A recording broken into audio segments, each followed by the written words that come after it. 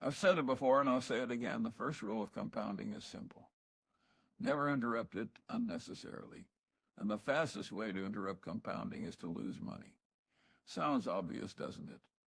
Too obvious, like telling someone not to stick their hand in a fire, yet the world is full of people with burned hands. I've been investing for more than half a century, and I've seen everything: markets rise and collapse, recover and collapse again. I've watched geniuses go broke and ordinary people get rich.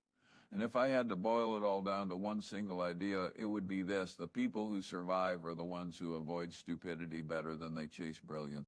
When I was a boy in Omaha during the Great Depression, it wasn't some chapter in a history book, it was life. Men with good jobs were selling apples on the street. Families were losing their homes. You could buy a fine farm for the price of a used car. And the lesson was painfully clear. If you took on debt and the tide went out, you drowned. That if you stayed conservative, if you kept your head, you survived. I saw families destroyed not by bad luck, but by overconfidence. They believed tomorrow would look like yesterday. It didn't. That era cured me of optimism about human rationality. People don't learn as quickly as you hope. Fast forward a few decades. The 1970s, inflation was eating people alive, stocks collapsed, oil prices quadrupled, and again, smart people, people who should have known better, lost fortunes because they borrowed too much, believed too much, and thought they were entitled to easy wealth. I wasn't a genius, not then, not ever. I was just cautious. I avoided debt. I avoided the hot tips, the fads, the noise, and because I avoided losing big, compounding worked quietly in the background year after year, decade after decade. Now, losing is more important than winning. People hate hearing that. They want to win big, triple their money by Tuesday. That urge has destroyed more wealth than poverty ever did. Think about Las Vegas. The lights on the strip aren't paid for by winners. They're paid for by losers who thought they had a system. The stock market is no different. It's just a bigger, better dressed casino. I once invested in a company that looked cheap, a classic cigar butt deal. One puff left, maybe you get a free smoke. Well, the smoke was free, but the stink stayed with me for years. I learned the hard way that cheap junk is still junk. That mistake probably cost me more money than I care to remember, but it taught me a lesson that no textbook could. The price of avoiding stupidity is far lower than the price of fixing stupidity. If you want to know how to avoid losing money, start with this: cut out the obvious disasters. Don't borrow money you can't repay. Don't buy what you don't understand. Don't trust people who make money selling advice, and never believe you're smarter than the market. You can make a fortune simply by surviving. Warren and I never tried to get rich quick. We just tried not to go broke, and that small difference compounds into something enormous over a lifetime. Forget brilliance, forget being clever, forget trying to outsmart everyone in the room. Just make fewer dumb mistakes. That alone will make you rich. But if that sounds boring, if you think you're the exception, go ahead, chase the next hot stock tip. The market will be happy to take your money. And while we're on the subject of destroying wealth, let's talk about envy. If you want to ruin your life and your portfolio, envy will do the job faster than any market crash ever could.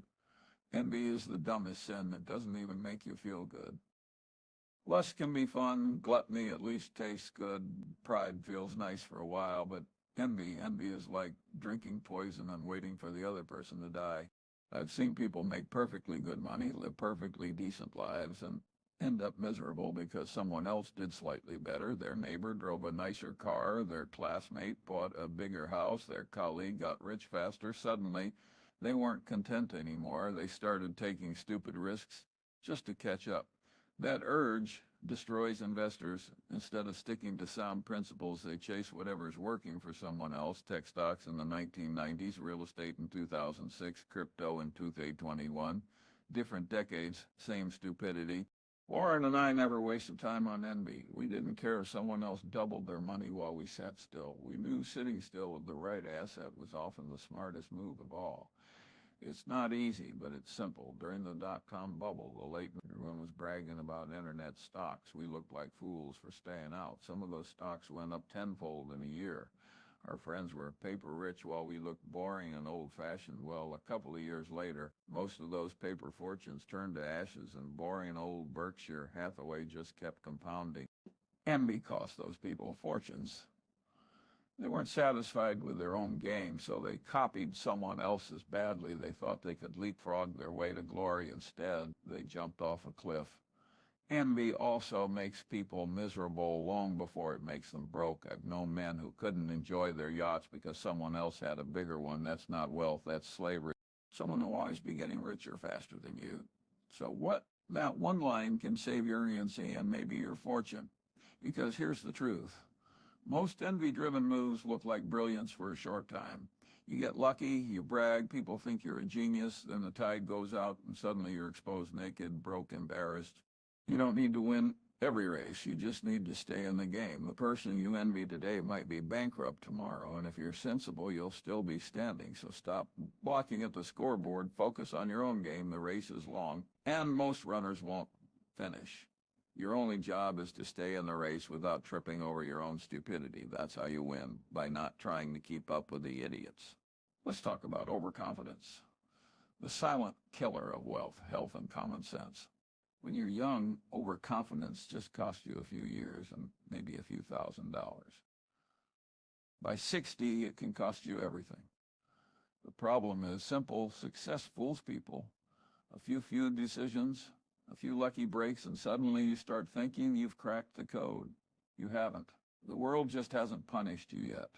I've met hundreds of smart people who went broke late in life, not because they got dumb, but because they got certain. Certainty is poison. It replaces curiosity, humility, and caution, the very qualities that keep you alive. Let me give you an example. Back in the late 1960s, I knew a man who'd done everything right. Saved money, invested carefully, retired early. Then he decided he was an expert in growth stocks. He borrowed, leveraged, and poured his savings into companies he didn't understand. Why? Because everyone else was doing it. When the market crashed in 1973, he lost it all. 50 years of discipline wiped out by 2 years of arrogance. At 60, 70, 80, you can't afford that mistake. You don't get another cycle to rebuild. The market might recover, but you won't. So how do you defend yourself? Simple. You assume you're ignorant. You assume you're biased. You assume you can be wrong. And then you build systems that protect you even when you are. That's not pessimism, that's realism. Warren and I structured everything at Berkshire around the idea that we might be wrong. We stayed diversified, kept a mountain of cash, avoided leverage, and never bet the farm, because we knew the people who survive longest aren't the ones who are right most often. They're the ones who stay solvent when they're wrong. Here's the truth. Most people don't like hearing. You can be brilliant and still go broke if you ignore probability. The markets don't care about your IQ or your resume. They care about math. A few bad bets with big downside and small upside will erase decades of progress. So, at 60 plus, stop trying to be clever. Stop thinking the next trade will make you rich. Stop believing your gut is a crystal ball. Your gut is just your emotions with a stomach ache. Instead, develop the habit of saying, I don't know. That phrase is pure gold after 60. It saves you from risky bets, loud opinions, and dumb arguments. The older I got, the more I realized that admitting ignorance isn't a weakness, it's armor. Here's what overconfidence looks like in real life. A retiree who moves his savings into crypto because his nephew got rich on it. A doctor who thinks market success proves he's a financial genius.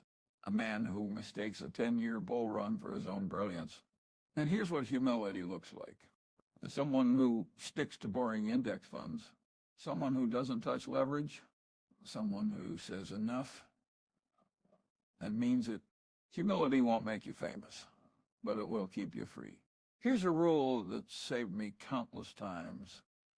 If you can't explain the investment in one clear sentence, you shouldn't own it. Complexity hides risk. Simplicity exposes it. The older you get, the more your job shifts from building wealth to protecting it. That's not defeat. That's evolution.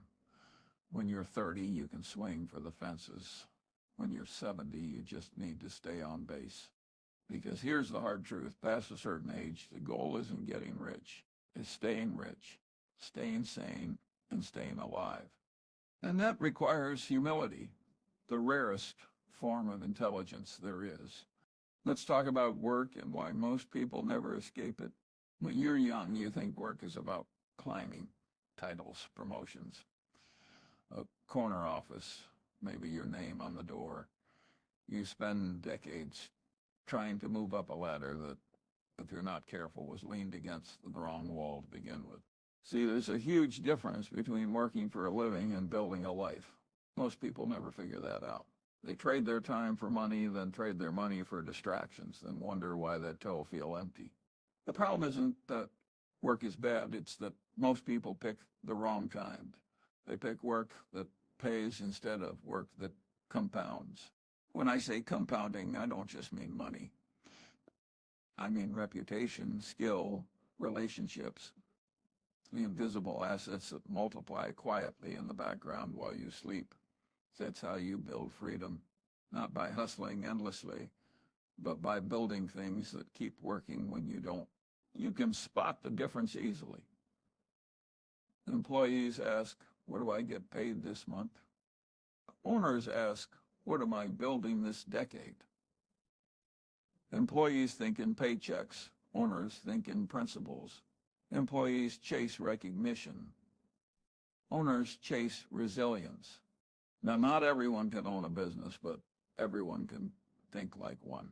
Ownership thinking means you look at every decision through the lens of long-term consequences. You stop trying to look busy and start trying to build leverage, systems, skills, and relationships that make future work easier, not harder. When you're 20, you can grind, you've got energy to spare. When you're 60, grinding is just a fancy word for self-destruction. You need leverage, things that scale without you.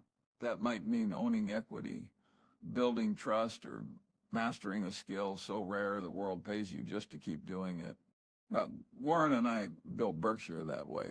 We didn't clock in and out. We didn't chase trends. We built systems that earned money even when we were asleep. And when you do that for long enough, something magical happens. Work stops feeling like work. You still show up, but not because you have to. You show up because you want to. Here's something young people almost never understand.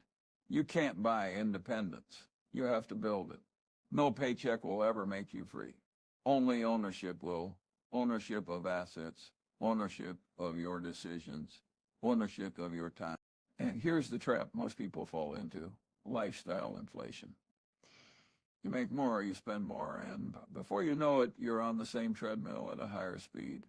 You feel wealthier, but you're not freer. Your expenses own you. Let me give you a test. If you stopped working tomorrow, how long could you sustain your life exactly as it is right now? That's your freedom score. If the answer is a few months, you don't own your life, your employer does. So when you're in your 30s, 40s, even 50s, the question you should be asking isn't, how can I earn more? It's, how can I need less? Because freedom doesn't come from abundance, it comes from discipline, from the ability to say, I could, but I don't need to. And here's a paradox. The less you need, the more powerful you become. The man who can walk away from any deal, any job, any situation, that man cannot be controlled. If I could whisper something into the ear of every young professional today, it would be this: don't confuse movement with progress. Don't confuse activity with achievement. You can spend your whole life climbing a ladder only to realize it was leaning against the wrong building. So pick your wall carefully. Find work you can love, people you can trust, and problems that matter. And once you find those, stick with them long enough for compounding to do its work. Because the truth is, the big wins in life don't come from intensity. They come from duration. Staying in the game long enough to let patience, discipline, and time do what brilliance can't.